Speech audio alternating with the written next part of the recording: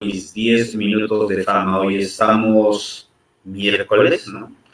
Miércoles 2 de septiembre del año 2020. Como siempre, listos y preparados para convertir la información al estilo del programa. Muy bien, Marta Chávez ha sido tendencia y está siendo el tema de conversación en todos sitios, ¿no? En redes, ¿no?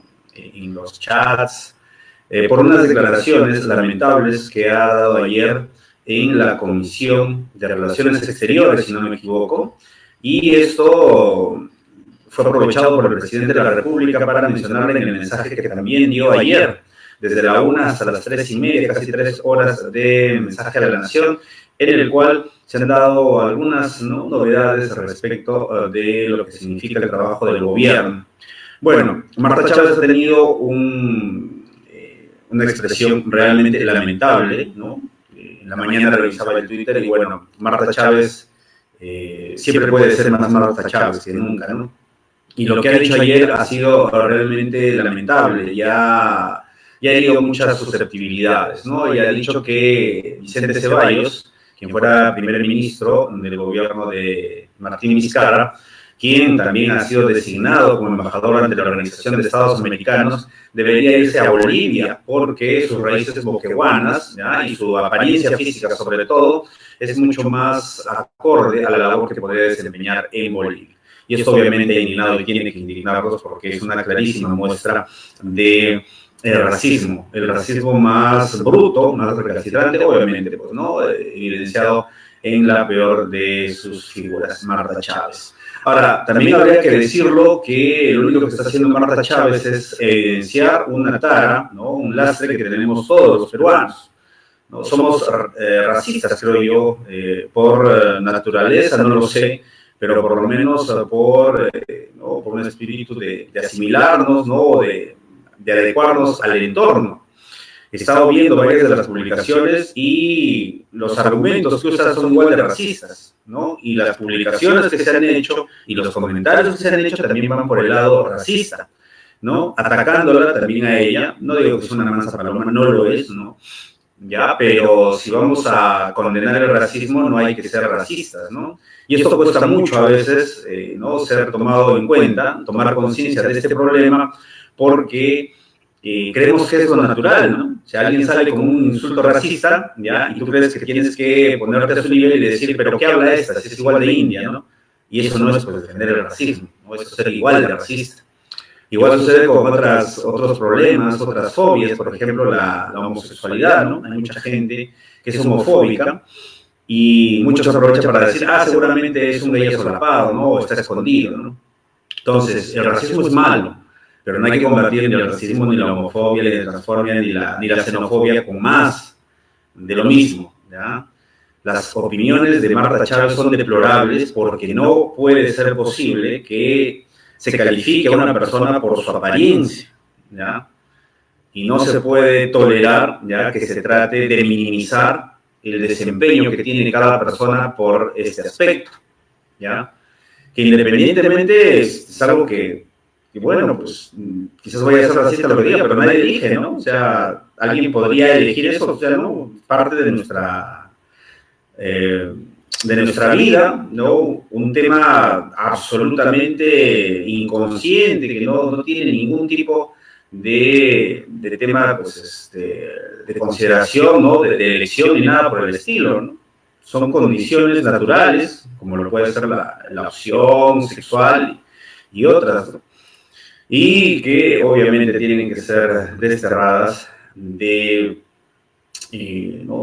todo lo que significa pues, el desarrollo de las personas, ¿no? Y la calificación que se le brinda a las personas, ¿ya? Están comenzando con los comentarios. Así es que las declaraciones de Marta Chávez están mal porque son racistas, ¿ya?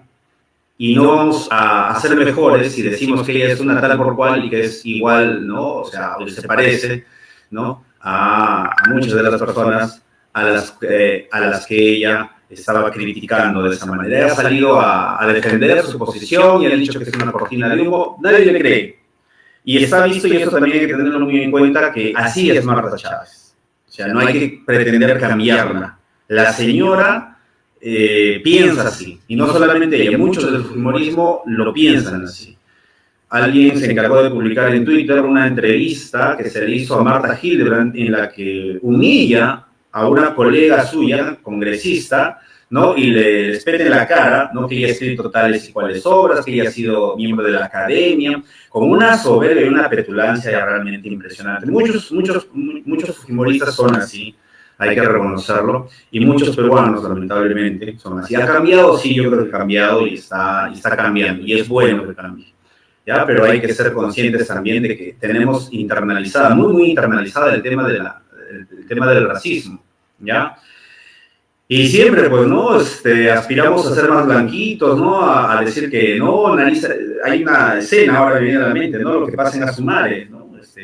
El primero, que es el más decente, o la más decente de todas, ¿no? Cuando sale Machín y se va a inscribir al ejército y le dicen las características que tiene. Y todos creo yo, hemos sentido aterrados, ¿no? De que nos vinculen a gente de la sierra. Por ese prejuicio cojudo que tenemos, ¿no? De creer que son personas que no tienen las condiciones, ¿ya? Y que ser blanco es superior en todos sentidos, ¿no? Yo creo que eso hay que trabajarlo bastante. Esto nos da pie para adelantar lo que tenemos en el transcurso del programa, ¿ya?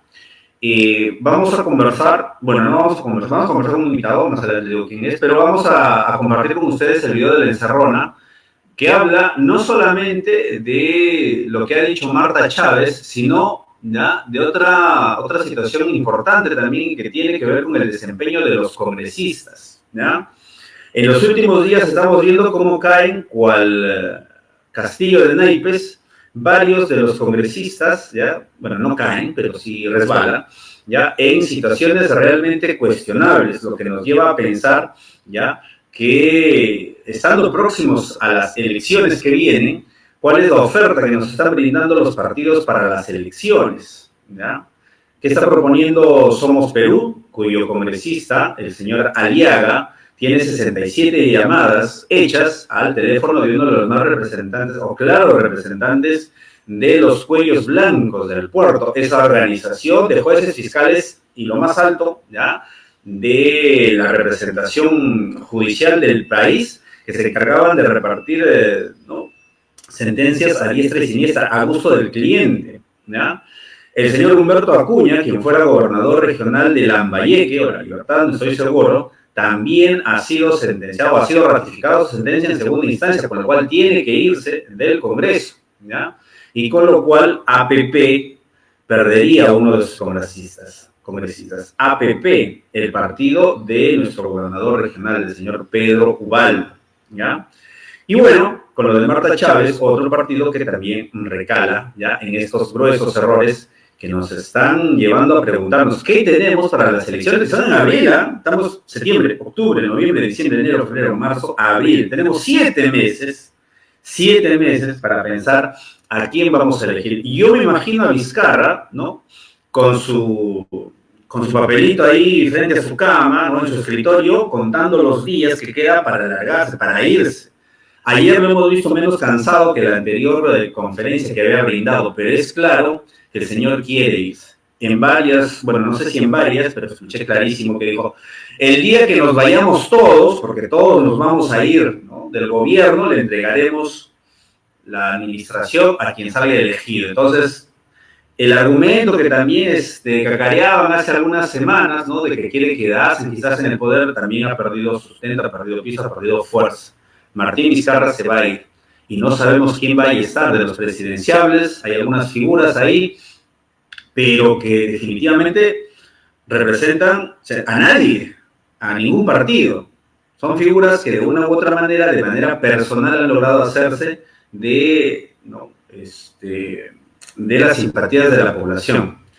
Así es que lo que nos espera en abril va a estar realmente interesante. Muy bien, vamos a ver, entre otras cosas tenemos la encerrona con Marcos y Fuentes, ya vamos a compartir también con ustedes una entrevista que le hicimos a Hugo Sosa Santiago. Él ha sido regidor de la Municipalidad Distrital Simón Bolívar y también ha sido presidente de la Comunidad Campesina San Antonio de Rancas, y ha tenido hace algunos días, ¿no?, una una entrevista en la cual ha manifestado algo que yo creo debería ser tomado muy, muy en cuenta. La falta de planificación en las organizaciones públicas, privadas, del Estado, en todos los sectores, es algo que nos está ocasionando serios problemas. Y ahora, con la pandemia, esto ha sido más claro todavía, ¿ya? Una gran cantidad de recursos que no se sabe cómo administrar, ¿ya? Y que, bueno, a duras penas por ahí, ¿no? Por ahí se le puede dar un uso decente, un uso acorde con la necesidad actual, por lo menos. Y eso es algo que se ve en todos los ámbitos, y lo dice Hugo, ¿no? En el ámbito familiar, en el ámbito personal, en el ámbito laboral. Si no planificas tus actividades, obviamente estás destinado al caos. Y es algo que se puede apreciar, creo yo, con la pandemia a todo nivel. No hubo planificación, creo que tampoco la hay todavía en el gobierno central, en el gobierno regional, en los gobiernos locales y municipales, perdón. Es decir, hay una falta de planificación que nos pasa la factura y que lamentablemente cuesta. Y en este caso, en esta pandemia, nos está costando vidas. Compartiremos también la segunda parte de la entrevista al doctor Juan Carlos Celis, médico que trabaja en el Hospital Regional de Iquitos, sobre algunos datos importantes e interesantes. Él es muy categórico. No se puede dar ningún tipo de medicación a pacientes o a personas, ¿ya?, con el afán de prevenir, ni siquiera quienes ya tengan la enfermedad. Hay claras fases, ya están, ¿no?, determinadas, ¿no?, en un porcentaje bastante alto, y hacen necesario, ya, que se tenga muchísimo cuidado, más que nunca, más que antes, ¿no?, porque uno de los deportes favoritos del peruano es automedicarse, y en esta ocasión, en esta temporada, en este contexto de pandemia, es mucho más importante que se entienda que no se debe tener, ¿ya?, no se debe administrar ningún tipo de medicina sin el consentimiento y sin el conocimiento de cómo se está desenvolviendo la enfermedad. Así es que creo que tenemos un programa bien bonito, bien bacán. Al final, la recomendación de la serie o la película del día estará a cargo de uno de mis favoritos, ¿no? O bueno, voy a hablar de uno de mis favoritos, una de mis series favoritas, The Big Bang Theory, que es una serie que acaba de terminar hace algún tiempo, la última temporada, la temporada número 11, creo que puso punto final a esta muy buena serie. Decir que es extraordinaria creo que sería exagerar, pero de que es muy buena, sí. Al principio estaba mucho mejor y luego ya como que se fue desgastando, ¿no? Porque ya las situaciones podrían parecer más repetitivas, pero igual, ¿no? Los nerds de The Big Bang Theory, la verdad que nos hicieron pasar muy buenos ratos. Eso lo comentaremos al final del programa. Muy bien, vamos a iniciar rápidamente, como siempre, dando lectura y agradeciendo a las personas y a las empresas, organizaciones que hacen posible que nuestro programa llegue hasta sus hogares. Negociaciones Fortaleza ofrece al pueblo pasqueño overoles antifluido, mascarillas y alcohol de 90 grados para la prevención y protección de toda la familia. Se encuentran frente a la puerta principal de la Universidad Nacional Daniel Alcides Carrión. Pueden llamar o escribir al WhatsApp número 942-634918, 942-634918, productos de garantía y calidad comprobada. Gracias también a la Asociación Cultural Paz COVID. Imperio VIP Car Wash, especialistas en el cuidado premium de su vehículo, el mejor servicio con productos 100% originales, solo en Imperio VIP Car Wash. Le ofrecen exclusiva sala de espera con televisor de 65 pulgadas y acceso a televisión por cable, sillones súper cómodos y música al gusto del cliente. Amplia variedad de bebidas frías y calientes, piqueos, calefacción, conexión a red Wi-Fi y servicios higiénicos para damas y caballeros. Los esperan en la avenida de los Incas, a espaldas del Gobierno Regional de Pasco y al costado del Instituto Superior Tecnológico Público Pasco. Atención de lunes a sábado desde las 9 de la mañana a las 6 de la tarde, domingos previa cita. Agradecimiento también a Karen Romero Mori, consultora senior manager de Oriflame, una manera fácil, rentable y novedosa de generar ingresos desde su propia casa. Llámela al 984-087-674, repito, 984-087-674, o búsquela en Facebook como Olivia Karen es Oriflame. El agradecimiento también a Judy Espinosa, gran amiga, una campeona, una capa de todo lo que son detalles. Si usted desea, Si usted tiene la intención de hacer sentir muchísimo más especial a las personas a las que quiere, llámela, contáctese con ella. Los espera en el Facebook, está como Judy Espinosa, Judy, Judy, ya, Judy Espinosa, para los detalles, ¿no?, dirigidos a las personas que usted quiere muchísimo, ¿ya? Y también les brinda la posibilidad de generar ingresos desde su propio hogar a través de la marca Just. Muchísimas gracias a Judy Espinosa. La presidencia del Consejo de Ministros ha emitido también una cantidad importante de comerciales. Aquí hay uno que me parece básico. Es imposible, o sea, es increíble, ¿no?, que a estas alturas de la pandemia tengamos que indicar a la gente cómo tiene que usar sus mascarillas. Pero de verdad que es necesario, creo yo, ¿no? Porque hay algunos todavía tienen algunos problemas. Vamos a presentarles este spot que nos da cuenta de cómo se debe usar la mascarilla.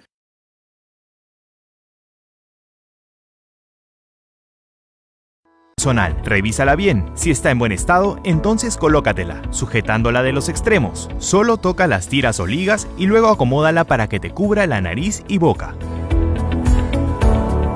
Juan, la mascarilla sirve para protegerte. No la toques, no la uses como vincha y menos como chalina.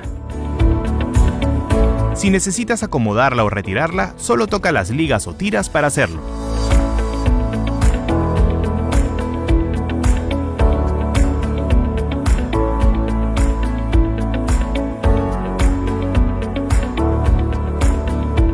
Gobierno del Perú. El Perú primero.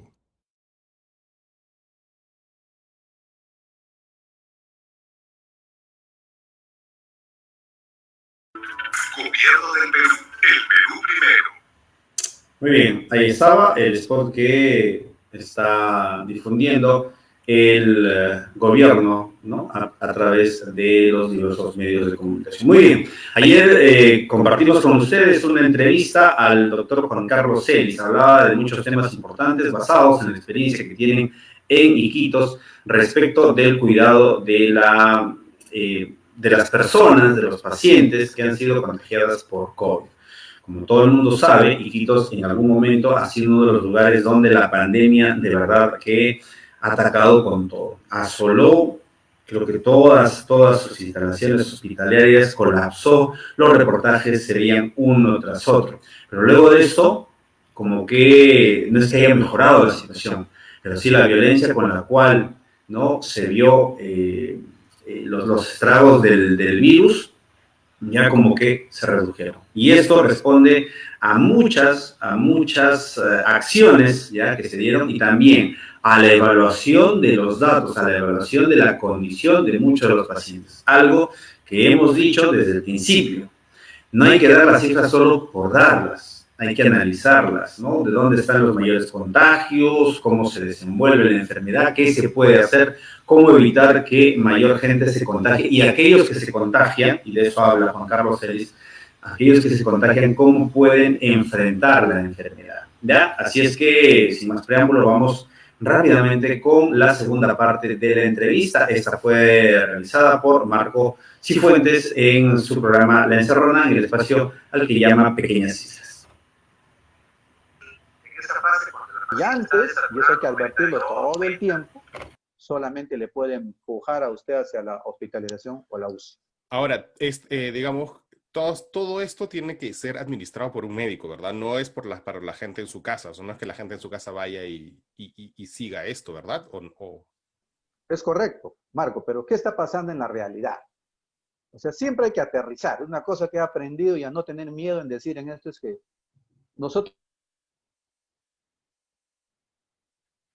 Se ha de nuevo paralizado. Siga, ahora sí, ya lo tenemos de nuevo. Entonces yo decía que no hay que tener temor porque en situaciones extremas como la que está pasando Puno, y yo estoy siguiendo de cerca porque tengo mucha comunicación con pacientes de ahí, es que se están manejando incluso pacientes como lo hacía la gente en Iquitos en su peor momento, en la casa. Hay mucha gente que se consigue sus concentradores de oxígeno y como muchos se van a salvar solamente administrando sus 2 litros y administrando su dexametasona en ese periodo, lo están haciendo porque eso sucede en la realidad. Tú no tienes camas suficientes. No lo tuvimos en Iquitos. Mucha gente en Lima está haciendo eso, en Puno lo están haciendo, en Tacna lo están haciendo. Y como no hay nadie que les comunique, Marco, esto que tú y yo estamos hablando, están haciendo peores cosas todavía en pacientes hospitalizados. Claro, Perdón, en pacientes que están siendo manejados en sus casas. ya. Porque si no tienes una opción para ellos, de al menos explicativo, qué no debe hacer, qué sí se puede hacer en domicilio, o hasta cuándo se puede aguantar en domicilio con un concentrador, no estás resolviendo la realidad, porque eso, nosotros, tú y yo podemos estar de acuerdo en que lo ideal es que todos estén hospitalizados con un médico y una enfermera que los asista. Pero lo están haciendo ahora y lo van a seguir haciendo porque no hay espacio en los hospitales. Entonces, ahí viene un manejo de medicamentos, regresando a la pregunta, le explicamos a la paciente que vamos a necesitar oxígeno, inicialmente poca cantidad, vamos a necesitar dexametasona, enoxaparina, y vamos a estar monitoreando su enfermedad, como por ejemplo la glucosa, la hipertensión, que es una cosa clave y fundamental para que ese paciente no empeore. Muchos pacientes, Marco, con este tratamiento tan simple, van a salir de alta. Entonces, ya tienes un grupo de medicamentos que también salvan muchas vidas. Y hay que decirlo claro, en ¿Y cualquier hay alguna lugar del mundo. diferencia, por ejemplo, en la edad para este tratamiento, digamos? O sea, sí, No, imagino que hay más riesgo en las personas mayores o no. claro, hay más riesgo, por ejemplo, en el obeso, diabético, hipertenso, todo junto. Es cierto que a veces ahí pueden aumentar un poco las dosis de enoxaparina, por ejemplo. Pero los medicamentos son básicamente los mismos, así tengas 50 años, o tengas 80, o no tengas, porque el proceso viral y esta inflamación que se desarrolla en la segunda y tercera fase se combate con esas tres cosas. Y entonces ahí ya tienes una herramienta fundamental que enseñar, que no lo teníamos nosotros en abril, inicios de marzo. Entonces eso tiene que cambiar porque las personas en la vida real lo que están haciendo es sobremedicarse. Y esa sobremedicación nadie lo está conteniendo. Ujú. Yo la vez pasada te contaba que en Estados Unidos tú no puedes recetar un producto si no está autorizado por la FDA. Ya, claro. Entonces es imposible que tú te sobremediques solamente tan fácil como lo haces en Perú. Prácticamente tienes que cometer un delito en Estados Unidos. Claro. Aquí no necesitas cometer nada para sobremedicarte con dexametasona. Vas a la farmacia y te aplican la dexametasona y lo que estás haciendo es empeorarte solo, ¿no?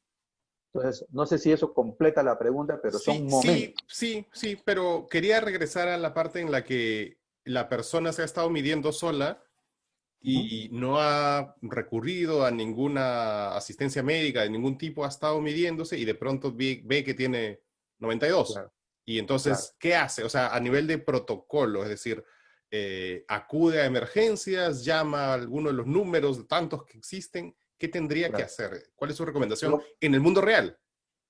claro, lo ideal primero es que ese paciente cuando ya desatura no debería manejarse en la casa. Ese es el momento donde seleccionamos a ese paciente y le decimos, usted de todas maneras va a necesitar una enfermera y un médico que lo evalúe. Porque corremos el riesgo de que ese 92 pase 85 en 24 horas si es que nadie lo está viendo, lo está midiendo. Nadie le está controlando su glucosa porque el coronavirus le va a descompensar su diabetes. Si usted es hipertenso, el coronavirus le va a descompensar su hipertensión. Entonces tienes dos enfermedades juntas que manejar y usted necesita a alguien que le esté constantemente monitoreando. Y muchos pacientes así, como está pasando también en la realidad, van a salir de alta de los hospitales. Miles ya han salido de alta porque se les ha dado oxígeno, se les ha dado enoxaparina y se les ha dado su dexametasona en el momento justo. Entonces, si tú transmites ese mensaje, muchas más vidas, Marco, vas a salvar, ¿no? Entonces, ahí viene lo que tú decías hace rato. Si todos los alcaldes y gobernadores han estado concentrados en ivermectina, en kits que no funcionan y en pruebas rápidas que tampoco hacen diagnóstico temprano, entonces le has dejado solo a la población. La población se ha quedado sola, sin mensajes clave que ya son importantes, ya eran importantes hace un par de meses, y hasta el día de hoy no hay un cambio. He escuchado estos días que va a haber un cambio comunicacional importante en el gobierno, Sí. y estoy esperando cuál va a ser ese cambio, porque si el cambio es, como ya dijimos, pruebas moleculares, sin decir a la gente fases, sin decir a la gente qué se viene, qué hay que hacer, cómo hay que prepararnos, entonces otra vez vamos a entrar en el bucle ya no de pruebas rápidas, sino en pruebas moleculares. Solamente más diagnósticos, pero sin una herramienta que te diga, así va a funcionar, así va mejor, o con esta estrategia se está demostrando que sí funciona, ¿no? Entonces, ahí tienes muchas vidas más que salvar. O sea, el gobierno parecería que pasó de frente de abril a las vacunas. O sea, como que ya pasamos sin una fase, ya como si nos diéramos por vencidos, y ya cuarentena, y de frente vayamos a la vacuna porque otra estrategia no hay. Más o menos uno quisiera entenderlo así, porque la estrategia comunicacional, pienso que hace tiempo que ya nos dejamos derrotar y nadie luchó en ese terreno. Solamente para volver a este hipotético paciente, señora de 80 años, Claro. que entiendo que además no es un caso tan común porque hay esta estadística, pero no sé si en la vida real usted la ha comprobado, de que se contagian más los hombres que las mujeres. No, contagio no es la palabra, o sea, que se enferman más. Esa es la palabra, Porque el tiene razón. contagio puede ser igual, los jóvenes se infectan más, pero son los que se enferman menos. Los que es correcto, lo que hemos visto también acá es que más del 60% de los fallecidos o los que llegan al hospital son mayores de 60, diabéticos, hipertensos, obesos, o que tienen otras comorbilidades, artritis, lupus, etc. Y los únicos jóvenes que hemos visto, y ese es otro mensaje importante que no se dice, menores de 40 graves, son los que se han sobremedicado con dexametasona en los primeros 7 días. Es casi de libro. O sea, si un joven está grave, señor, ¿qué ha tomado su hija? Sí, doctor, los primeros 5 días se puso 3 ampollas porque creía que era una gripe y una gripe común. Y entonces, como siempre le iba bien, como ese es un mal en el Perú de décadas, entonces se vuelve a poner sus 3 dosis de dexametasona. Y lo que ha ocasionado es que ese joven, que debería estar tranquilo en su casa, se convierta en un paciente delicado, grave, o que requiere grandes cantidades de oxígeno. Y los pacientes de 70, de 80 años, que no necesariamente tienen diabetes o hipertensión, ¿ellos se ponen graves? ¿Tienen posibilidades de ponerse graves o no? Claro, tienen más probabilidad, ¿no? Por eso son el grupo de riesgo. O sea, ellos tienen... Sin necesidad de que tengan diabetes o hipertensión. Sin necesidad. Muchos de ellos solamente por ser mayores de 60, y eso es un número que ya lo hemos aprendido desde China inclusive, que si un joven tiene 0.01 de riesgo, un mayor de 60 tiene 1 a 2% más de probabilidades de fallecer. O sea, es bastante la diferencia. Entonces, por eso es que en ellos deben concentrarse. Y ese mensaje, que yo digo que es otro mensaje clave en la primera fase a las familias, hay que decirse. Porque lo que pasa en la familia, Marco, es lo siguiente. La mamá que tiene 60, ¿no? Tiene a su padre, digamos, de 80, ¿no? O menos, y hay un hijo de 14, la familia está estresada por el hijo de 14. Es como si dedicara toda su energía al niño, que es cierto que podrían en un caso muy, muy raro enfermarse, pero están poniendo su energía en el lugar equivocado.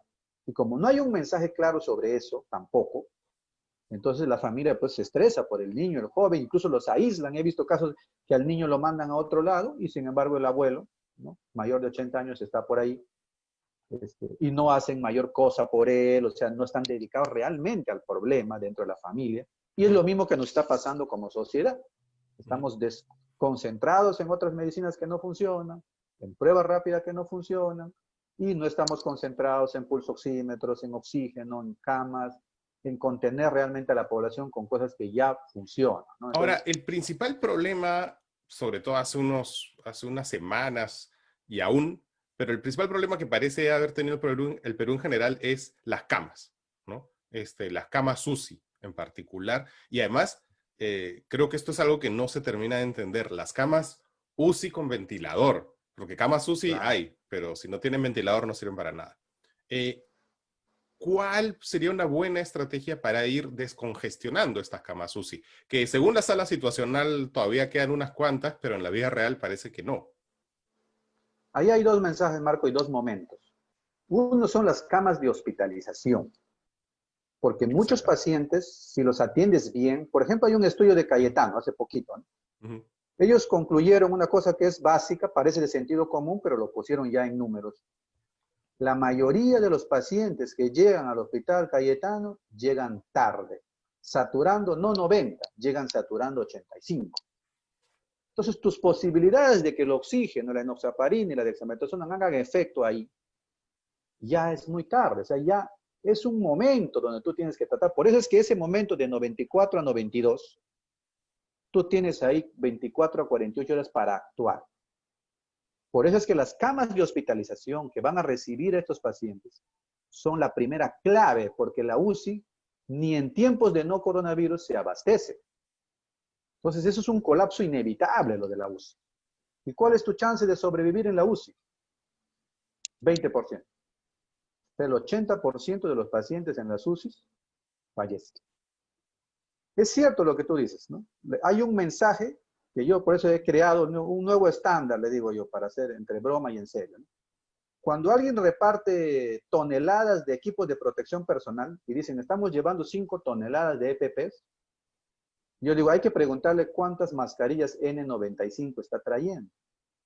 Porque lo que están trayendo es muchos rollos de papel, muchos mandilones, y de nada me sirven a mí si yo estoy encerrado sin una buena mascarilla N95.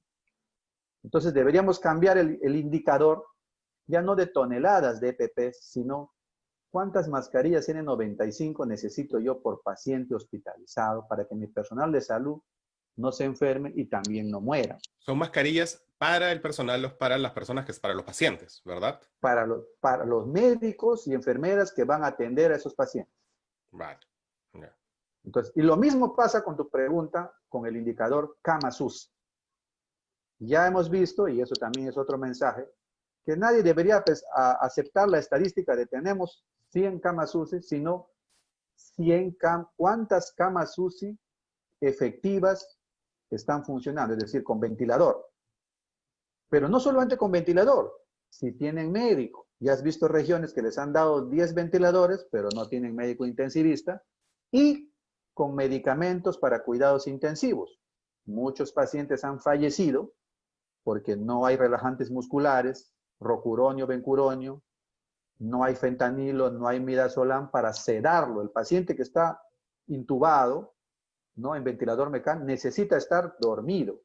Y esos medicamentos, por ejemplo, en Iquitos, se nos agotaron en un par de días y estábamos ahí con un lío y muchos pacientes no pudieron conseguir estos medicamentos porque la familia ya sale a buscar los medicamentos en las farmacias privadas y en otras regiones está pasando exactamente lo mismo. O sea, hay un grupo, una cama UCI no puede ir sin su ventilador, sin su equipo completo, ni con sus medicamentos, porque si no estás haciendo la misma mentira de los EPPs cuando no traes mascarilla. O sea, sin mascarilla, a mí no me importa que tú me encierres en una bolsa, si cuando yo entro al hospital, sin una buena mascarilla, igual me voy a contagiar.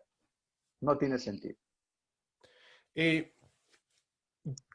Hay esta hipótesis de que el Perú estaría llegando a la inmunidad de rebaño en general y que Iquitos en particular es lo que ha permitido que doblegue la curva, digamos, de una manera tan notoria hace ya tiempo, ¿no? En su experiencia, ¿esto es factible, es real, o estamos todos alucinando con esto? Yo creo que hasta el momento sí, por dos cosas, ¿no? El primer estudio que se hizo con pruebas rápidas, hace un mes ya va a cumplir un mes ese estudio. El estudio de Iquitos, ¿verdad? De Iquitos, así es. Demostró que hubo participación también del ministerio en ese estudio. Sí. Se hicieron encuestas a 600 familias, ¿no? Y se hicieron pruebas rápidas. El 70% de la población ya estaba infectada. Para eso sirve la prueba rápida. En eso sí me ayuda, porque ahí la prueba rápida dice quiénes ya pasaron la enfermedad y ya tienen inmunoglobulina G, anticuerpo, entonces yo ya sé que ellos ya estuvieron infectados. El mismo estudio hicimos en el hospital, nos salió 50% de los trabajadores ya habían pasado la enfermedad. Entonces, para eso sí es útil. Y eso, Marco, lo vemos en la realidad también. O sea, hay que aterrizar siempre los datos en la realidad. Lo que nosotros estamos viendo en estos momentos es muy pocos casos. Va a seguir habiendo, estoy seguro, porque hay un 20-30% de población que todavía falta infectar. Pero como ya hay gran cantidad de infectados, el virus ya no puede transportarse a la velocidad de antes, porque eso es justamente la inmunidad de rebaño. Los infectados, los que ya tienen anticuerpos, protegen a la comunidad de una diseminación masiva como la que fue inicialmente. Eso no quiere decir, porque hay gente que se confunde, que la enfermedad ya murió y que los que no la han pasado ya no se van a contagiar, ¿verdad? Correcto, o sea, por eso es que este término inmunidad de rebaño a mí no me gusta porque lo interpretan por ambos lados, ¿no? Como si ya fuera la solución total al problema. Hay mucho todavía que rebanar ahí, porque solamente quiere decir, lo único que quiere decir es que Iquitos fue masacrado por el coronavirus en muy poco tiempo. Eso ocasionó esta gran gente infectada y que ahora estemos pues con pocos casos a un costo muy elevado, que a veces parecería como que Iquitos, hay que tomar el caso de Iquitos porque ya no tiene casos o muy pocos casos, pero eso ha sido a costa de que la gente se infecte masivamente, muchos muertos, sistema de salud colapsado, y a costa de eso tenemos este gran nivel de infección. Por eso es que, y es otro dato importante, nosotros pues, no vamos a presentar olas grandes como la que estamos viendo en España, que está haciendo esto y vuelve otra vez a subir, porque ellos en el estudio nacional tenían 7-9%, Italia 15%, o sea, tienen 80% de su población por infectar. En cambio, Iquitos tiene 30 o 25, yo creo que ahora está menos, ¿no? Porque ya han pasado un mes de eso y todavía tenemos más infectados. Entonces, ahí radica un problema, ¿no? Ajá. Antes de seguir, como que ya nos queda muy poquito tiempo, les recuerdo a los participantes que cuando quieran pueden levantar la mano y hacer una pregunta para el doctor. Nos quedan 15 minutos, un poco menos quizás. Y entonces, ¿usted iba a decir algo? ¿Lo interrumpí o me pareció que lo interrumpí? Iba a decir algo más. Ya había terminado. Lo que quería preguntarle era si esa experiencia de Iquitos es lo que está ocurriendo ahora mismo en general en el Perú, que de pronto, sin que haya habido absolutamente ningún cambio de ningún tipo en la estrategia, ni en la legislación, ni en las normas de conducta, en nada, de pronto la curva está bajando, ya tiene como 3 semanas bajando. Entonces, ¿eso podría explicar lo que está pasando en el Perú, la inmunidad de rebaño? Sí, yo creo que este aparente descenso de casos, Marco, es prácticamente la evolución natural. Primero, porque no se ha hecho ningún cambio sustancial respecto a Iquitos. Yo diría una de las pocas cosas a las que se adelantó algunas regiones es con el tema del oxígeno. Porque a nosotros, el día que se nos murieron 2 compañeros en la unidad de cuidados intensivos, ese día nos enteramos que el oxígeno era un problema. No nos habíamos percatado de que nos iba a faltar mucho oxígeno. Otras regiones han tenido 3 meses para preparar una buena cantidad de camas, de oxígeno. Inclusive hay algunos datos que nosotros ya teníamos, y es un dato grueso que yo lo comento siempre, digo, en el peor momento de la epidemia, Loreto necesitaba 100 camas por cada 100.000 habitantes. Entonces, cuando yo conversaba con mis amigos de otras regiones, me decían, mira, estamos preparando 80 camas, mira, me reía. ¿Cuánta población tiene tu San Martín? Ya, también tiene que 1 millón. Estás mal. Mínimo prepárate con 500 camas si quieres sobrevivir bien.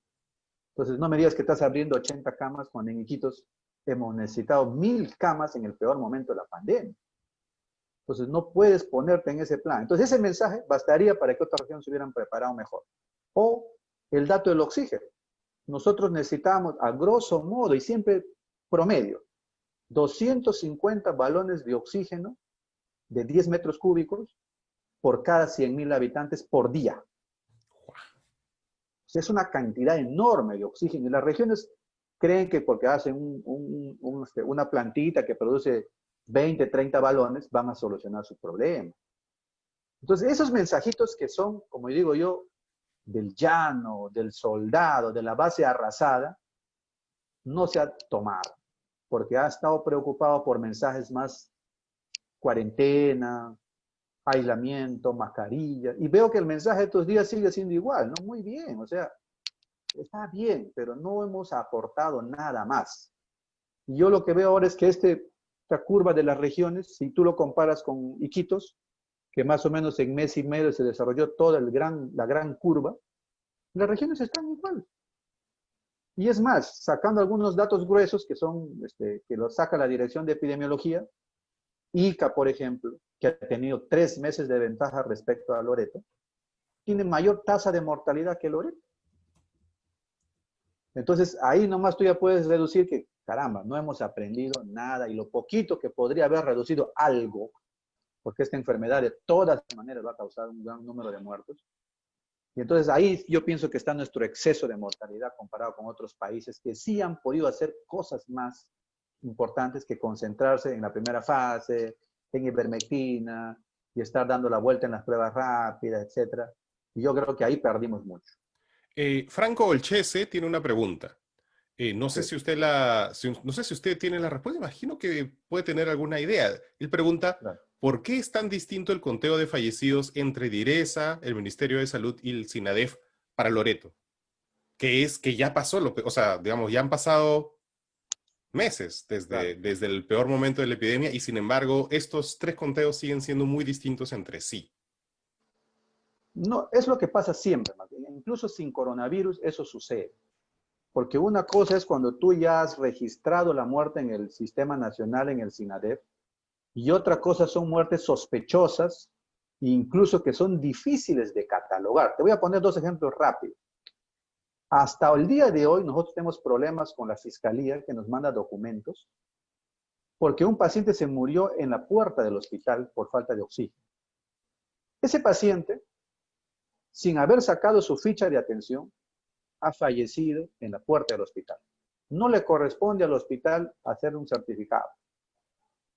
Pero el hospital, como había esta pandemia, la dirección decidió hacerles un certificado.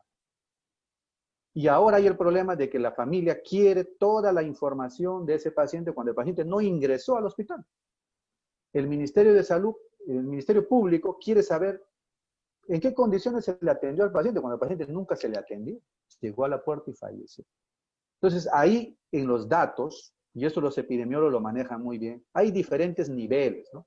Por ejemplo, una de las pocas regiones que sinceró sus sospechosos con sus fallecidos confirmados y sin ADEP, el Loreto. Y lo reporta todo el tiempo. Dice, estos son confirmados en el SINADEF con código U71, coronavirus, y estos son los que están todavía en sospecha. Por eso es que una mejor marca como Bélgica, por ejemplo, dice, bueno, evitémonos del problema. Claro. Vamos a analizar todo en función del exceso de mortalidad y todo lo que son muertes no violentas pasan a ser coronavirus. Y Claro. entonces él sincera, y por eso es que el doctor Suárez Oño, que hace poco asumió como viceministro, dice, no podemos compararnos con otros países sin saber si ellos ya están sincerando igual que nosotros. Es una duda bien razonable para mí. Uh-huh. No es un trabajo muy fácil decir, pongamos a todos estos de aquí en el saco de coronavirus y reportémoslo así. Y hay muchas regiones que todavía están reportando solamente los confirmados con pruebas moleculares o rápidas. Imagínate la cantidad de sospechosos que no están siendo incluidas ahí. Claro. Y entonces tenemos este divorcio. Franco tiene una repregunta y si Claro. no hay más preguntas, creo que esto es lo último. Si hay alguien más que quiere hacer una pregunta, ya con esto nos vamos. Franco tiene su repregunta que es, lo raro es que el DIRESA, o sea, la Dirección Regional de Salud de Loreto, Claro. esa cifra es mucho mayor que la del SINADEF, ¿no? Que contando el exceso de fallecidos debería ser la mayor cifra. Claro. ¿Por qué? Porque no todos los que han fallecido como sospechosos han entrado al SINADEF con código U71. Mientras la DIRESA va procesando esos datos, los reporta como sospechosos de frente. Pero el SINADEF no puede hacer eso, porque él necesita el dato firme y el certificado de función que salga como U71, si no el SINADEF no te lo arroja. Entonces, ese Pero trabajito de los sospechosos, aún así hay un exceso, entiendo de la pregunta, hay un exceso de fallecidos en general menor que lo reportado por Direza. claro, porque el SINADEF requiere que tú le hagas el certificado de preciso. Y el resto de sospechosos, mientras se van, por eso que en Loreto vas a ver, hay unas pequeñas curvitas como si hubieran pequeñas olas, Ya. porque agarran 50 casos de Caballococha, Requena, que estaban en duda, y que después deciden hacerle ya un certificado como coronavirus, y entonces aparece una pequeña olita de fallecidos. Porque la DIRESA lo que está haciendo es agarra esos datos que estaban en duda y les hace por fin el certificado y los mete a SINADEF como coronavirus. ¿No? Entonces, eso es lo que pasa con estos pequeños rebrotitos. Aparentemente, cuando ves la curva de Loreto de fallecidos, parecería que hay casos. Y no, o sea, no están sincerando. 40 casos que lo tenían ahí han decidido, lo ponen de frente al SINADEF ya como fallecidos. por coronavirus, ¿no? Bueno, muchas gracias, doctor. No sé si quiere dejar un último mensaje para la gente que está en sus casas. Si tiene que dejar un último, si usted fuera el Vizcarra y llegara a toda la población y tuviera que decirle una sola cosa a la gente, ¿qué le diría? Hemos aprendido algunas cosas de esta enfermedad. Hay que manejarlo en fases, la población tiene que enterarse de las fases, y hay medicamentos como la prednisona y la dexametasona, que para mí es casi una emergencia nacional decirle que no deben tomarlo en los primeros 7 días. Hay que seguir con nuestras medidas de aislamiento, pero hay que agregarle este otro conocimiento que tiene que trasladarse a la población, porque ahí hay otro grupo de fallecidos. Y si hacemos algo más ahí, vamos a salvar más vidas todavía. Muchas gracias, doctor. Muchas gracias a todos los participantes. Les recuerdo que este video se va a subir en público. La verdad es que no tengo idea cuándo, pero se va a subir en público y vamos a seguir haciendo estos eventos que se llaman Pequeñas Islas para determinados niveles de Patreon, en los que son entrevistas en vivo con preguntas de los Patreons y luego en diferido se cuelga en alguna de las redes sociales de La Encerrona. Muchas gracias a todos por participar, muchas gracias, doctor, y nos vemos pronto. Gracias, Marco.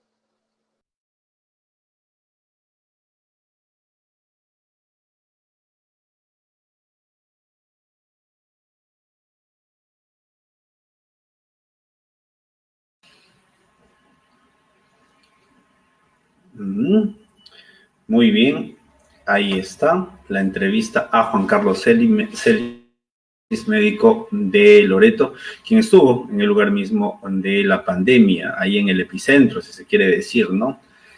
Ahí la gente que utiliza, le gusta utilizar estas frasecitas de cliché, saquen sus propias conclusiones, la voz del pueblo es la voz de Dios, el centro mismo de la pandemia, gente sin creatividad. Bueno, lo cierto es que ha dado varios datos interesantes que se han conocido, pero ya en la experiencia.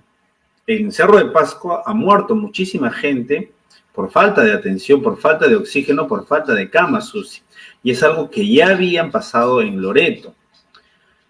No sé, bueno, al final, ¿no? Al final de la batalla dice todos son buenos generales. Melman, tranquilízate.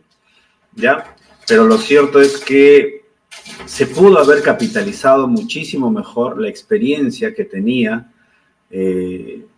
toda la región Loreto para que no podamos cometer esos errores. El tema del oxígeno es clarísimo, ¿no? O sea, si bien es cierto, había una complicación por la falta de camas UCI, que también nos ha dicho, no solamente es la cama, sino tiene que tener su respirador mecánico y también su médico intensivista. No solamente por eso, sino porque se requiere, ¿no? todos estos elementos para que se pueda atender la emergencia, ¿no? Y muchos han llegado, y eso también ha pasado en Cerro de Pasco, mucha gente ha llegado, pero ya luego de que la enfermedad había avanzado bastante. Ahora, no estoy diciendo que sería mucho más fácil y se eliminarían o se evitarían muchísimas muertes, pero sí hay una posibilidad muy, muy alta, de acuerdo a la experiencia de Loreto, de que si tú identificas correctamente la fase en la cual está la enfermedad, tienes muchas chances de poder actuar y sobre la base de eso tomar algún tipo de determinación que ayude a preservar la vida de los pacientes. Datos realmente importantes, interesantes, que serían buenos ya de adquirir, bueno, en todo caso de aplicarlos en otras realidades, por ejemplo, en la realidad de Pasco. Y no estamos hablando, pues, ¿no?, de información privilegiada, información que sea, pues, imposible de conseguir sin mucho esfuerzo. O sea, tú vas, ¿no?, y puedes acceder a esta entrevista o llamarlo, ¿no?, a niveles de gobierno regional de Direza. ¿Ya? Hay que estar muy, muy al pendiente de esto. Otro dato interesante que también queremos compartir. Ayer dijimos, ¿no?, de que habían algunos datos positivos, favorables, alentadores, ¿ya?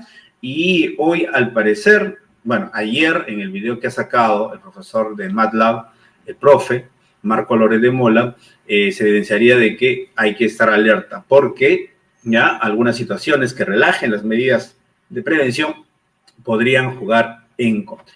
Vamos con lo que ha dicho ayer en horas de la noche, en el resumen que nos presenta diariamente de lunes a sábado el profe Marco Loret de Mola. Está sumamente interesante. Hay que chequearlo. Sí, pero profe, no, confiarnos, no. No, por supuesto que no. Tenemos que estar más concentrados que nunca. Perú, estamos en la pelea. Estamos en la carrera a la mitad. De llegar a la playa a la mitad. De lo que quieran a la mitad. Y a la mitad es lejos de la llegada. Piensa que cualquiera puede estar enfermo. De hecho, 1 de cada 4 de lo que ves en la calle podría estar con virus. Asintomático que te lo pasa a ti y que salado. Tú no fuiste asintomático. Y más salado, tú lo llevas a tu casa. Evita que el virus entre a tu casa. Mi nombre es Marco Loret de Mola, soy director de MadLab. Vamos a ver lo que los números tienen para decirnos el día de hoy.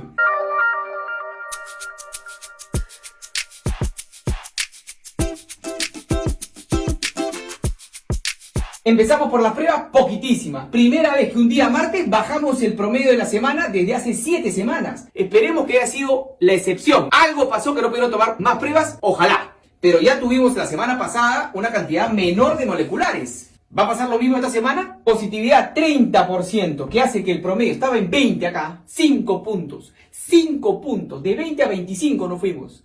¿Se dan cuenta lo sensible que es esto? La velocidad. Hemos reducido, sí. Vamos a comparar con las pruebas, que se han reducido también. 30% se han reducido las pruebas. La cantidad de nuevos contagiados, 34%. Más se han reducido los nuevos contagiados que las pruebas. Está bueno eso. Pero ojo, la distancia ya no es tanta como en la semana pasada. 34 y 30, bien pegados. Activos, ha bajado, pero no nos emocionemos. Si estamos tomando tan pocas pruebas y están entrando tan pocos registros, a pesar que la positividad es tan alta, lógicamente, si es que tenemos estos números, que en buena hora, no me quejo, pero las altas están abrumando ahorita la cantidad que está entrando y por eso que pensamos que se están reduciendo los activos, pero esto no es real. Hospitalizados, gracias a Dios, seguimos a la baja, numerazo de altas, eso está muy bueno. Fallecidos, un número bajo comparativamente con los valores anteriores, pero altísimo porque 1 es un montón. Que te pase a ti, que me pase a mí. ¿Por qué nosotros no y ellos sí? ¿Uno piensa que realmente su familiar no se va a morir? No, qué piña, justo yo. ¿Y si te pasa? 124 pensaron, te aseguro lo mismo, ¿eh? ¿Y mañana cuánto va a haber acá? Tú sabes, vemos los números juntos. ¿Va a ser más de 100? ¿Puede ser cercano a 200? Sí, claro. Respiradores 1493, bajó, estamos en un 82%, tenemos a disposición 1810. Estamos en un 82% de capacidad, nos sobran, por decir una forma, ¿no? Sabemos que no están en la esquina, 18%. Nuestro versus no lo vamos a comentar porque, de nuevo, están tomando muy pocas pruebas esta semana, no es un versus representativo, pero el versus hospitalario sí, 346% la semana pasada. ¿Sí? Si entraron 100, salieron 346, eso es innegable, es un dato que no tiene que ver con las pruebas, la positividad o nada, en buena hora. Ya dijimos que SINADEF ha bajado por segunda semana consecutiva. Las cifras oficial de fallecidos y la cifra oficial de SINADEF ha bajado. Pero ojo, hay regiones que ha subido, porque lo que estamos viendo aquí es promedio, es data nacional. En Cusco ha subido, en Puno ha subido. Y así como ahorita en Lima la situación está un poquito mejor, podría empezar a estar peor.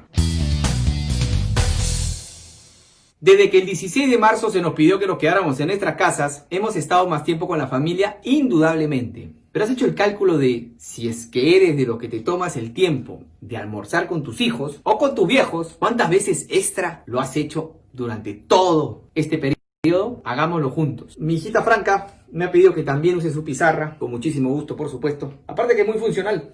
Son 24 semanas que han pasado, de lunes a viernes, esos almuerzos adicionales. ¿Cuánto es 24 por 5? 120.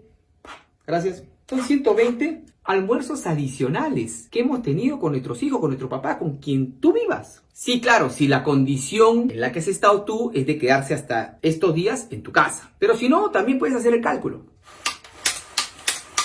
Y si es que esos 120 lo dividimos entre los sábados y domingos, que normalmente almorzamos con nuestros papás o con nuestros hijos, porque de lunes a viernes estamos todo el día en la oficina, significa que este 120, si lo divido entre sábados y domingos, me da 60 fines de semana adicionales en el que he tenido esa suerte maravillosa de pasar tiempo con las personas más importantes para nosotros. Bueno, esto ha sido todo por hoy. Muchísimas gracias por estar aquí. Mi nombre es Marco Loremola, director de MATLAB. Por favor, convence a tu familia, convence a tus amigos. Estamos entre las balas, estamos que todavía nos falta caminar, nadar, avanzar o como quieres llamarlo, pero aún nos falta. ¡Vamos, Perú! Muchísimas gracias, nos vemos el día de mañana. Ojalá que con mejores números. Gracias, Minsa, por sacar la información más temprano. ¡Nos vemos! ¡Chao!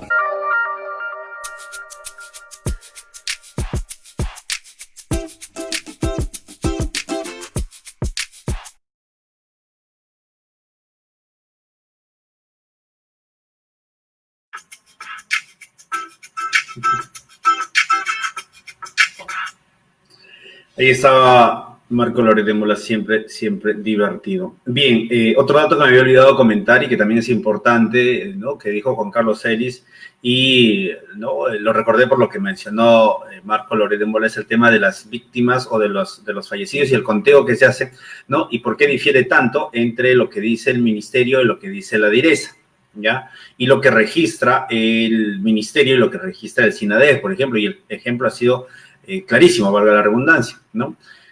Hay pacientes que fallecen en sus casas y eso no se registra en el sistema del MINSA, pero sí en el sistema del SINADEF. Y Juan Carlos Ellis lo dijo clarísimo, ¿no? O sea, vienen y a veces mueren en la puerta del hospital o en sus casas y eso obviamente no entra al registro, ¿no? De pacientes que han sido atendidos y que lamentablemente han fallecido, ¿ya? Víctimas de la enfermedad. Entonces, siempre que veamos así esos datos que a veces, ¿no? O sea, son muy dispares, no encajan con lo que podría ser la realidad, hay que tratar de entenderlos por qué, ¿no? Si hay alguna razón que lo explique. No es mandarse a la loca nada más, ¿ya? Eso quería comentarlo y compartirlo con ustedes. Muy bien. Antes de ir a la recomendación de la serie, quiero informarles que Minera Cerro Sac dona insumos de desinfección a compañía de bomberos. Continuando con la lucha contra el COVID-19, la minera Cerro Sac entregó insumos de desinfección y materiales a la compañía de bomberos Salvador Cosmopolita número 17. Este aporte contribuirá a la protección de los miembros de esta compañía y desinfección de equipos e infraestructura que se encuentran ubicadas en el distrito de Chaupimarga. Cabe destacar que Cerro Sac ha venido realizando este tipo de apoyo a diversas comunidades e instituciones como el Hospital Daniel Alcides Carrión, la Dirección Regional de Salud Pasco, la Dirección Regional de Energía y Minas, entre otras instituciones. Trabajo de Cerro Sac que le informamos aquí a través del programa. Muy bien, parte final del programa y quiero recomendarles que vayan y vean una serie que a mí me gusta muchísimo y se llama The Big Bang Theory. ¿De qué va? Es la historia de 6 amigos, brillantes ellos, espérate, la razón, Sheldon, Leonard, no, son 4 amigos, ¿ya? Son 4 patas, ¿ya? 2 de ellos viven juntos y los otros 2 no, pero son científicos. Y tienen toda esa pinta, toda esa apariencia de nerds. Los inteligentes, los chanconcitos del colegio han crecido, han estudiado bastante y tienen aficiones, ¿no? Bastante chéveres, bien bonitas, ¿ya? Pero comparten, ¿no? Algunas otras cosas en común. Y esta es su imposibilidad, su timidez, ¿no? La incapacidad de relacionarse entre ellos. Una de las cosas que me gusta muchísimo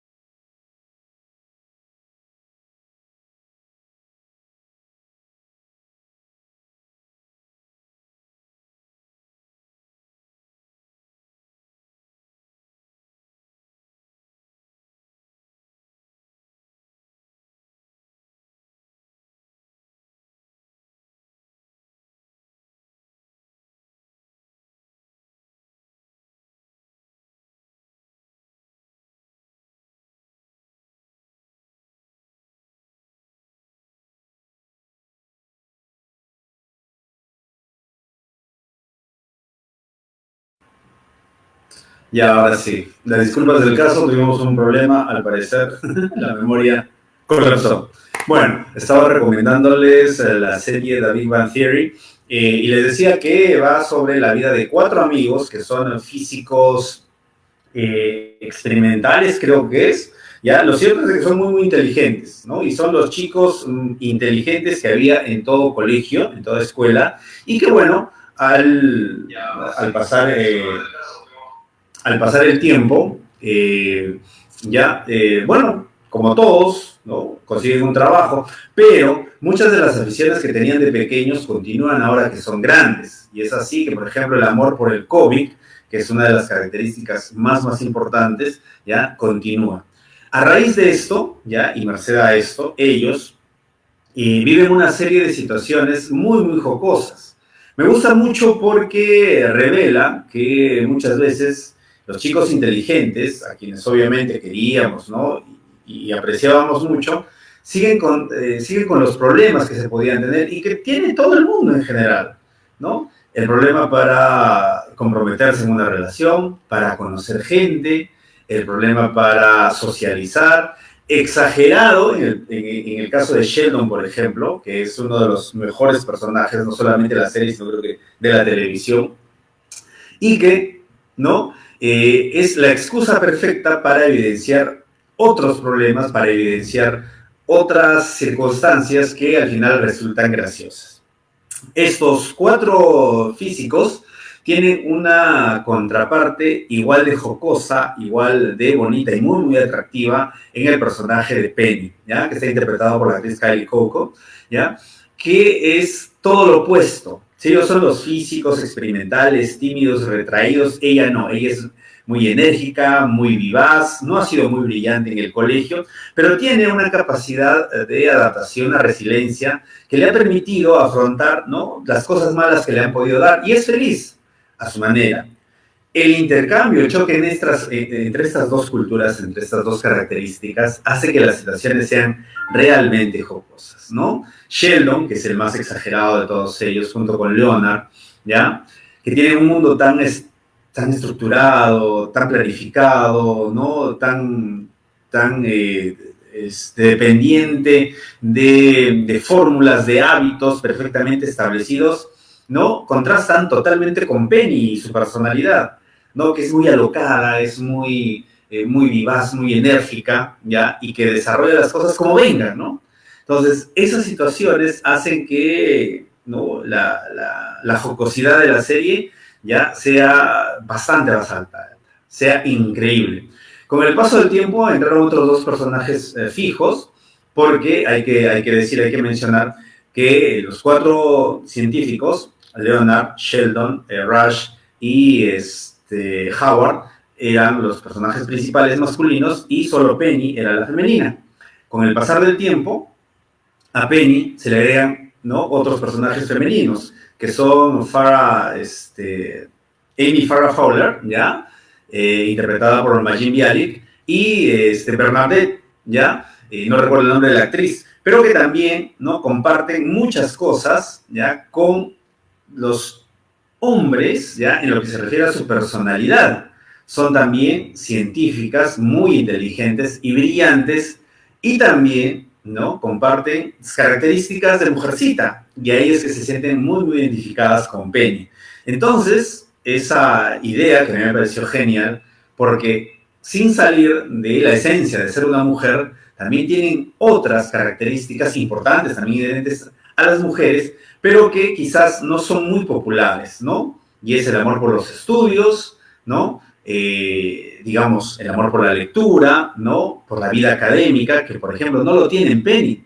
Entonces Penny es la contraparte de los científicos y también de las propias mujeres en sus características. Vean The Big Bang Theory, está en Warner Channel, ¿ya? Y por ahí creo que también la he visto, ¿no? en YouTube creo que hay algunos especiales, no sé si esté la serie como tal, pero van a pasar un buen rato.